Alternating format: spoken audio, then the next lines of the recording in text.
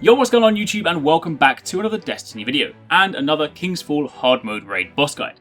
This is the fourth and final guide. I started off with Oryx, I moved on to Golgroth, then the War Priest, and saved the Daughters till last, mainly because it hasn't really changed too much, and also because I honestly think this is the easiest fight in the entire raid. We actually did this in 2 minutes and 30 seconds, so I'm going to leave our complete fight in the background for you guys to watch, and hope that I can complete this guide before we get to the end.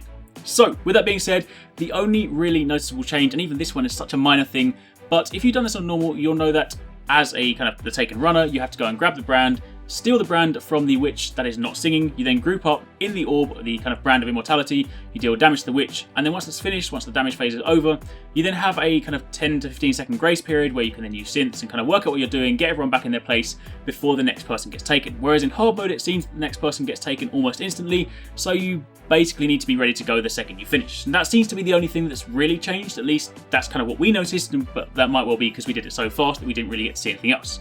Anyway, with that being said, as a quick recap, here's how the fight goes. So you start off, someone will be taken randomly, and then a relic will spawn above one of the 4 platforms. You then need to work counterclockwise from the adjacent platform, so for example, in this next phase you're about to see here, the relic or the brand will appear above the front left platform, so the people need to jump on the platforms from back left, back right, front right, and that will create the platforms needed for the runner to be able to go and grab the brand.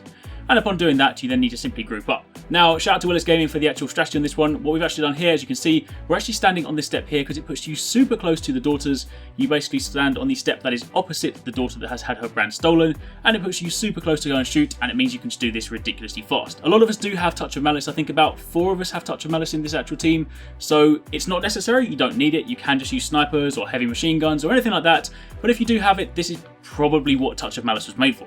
Anyway, with that being said, you then have to defeat the first Daughter, repeat the process for the second one. Now, just like I said in my normal mode guide, if you don't think or you don't have the DPS to kill the Daughter the first time round, then don't try and risk it, because if you kill the first Daughter but can't kill the second, then your team will wipe. So if your DPS is a little bit low, I would honestly recommend getting the first Daughter down to below half health and then leaving her alive, so you can do the same for the second one and then repeat it again. That way you do the fight in 4 waves as opposed to 2.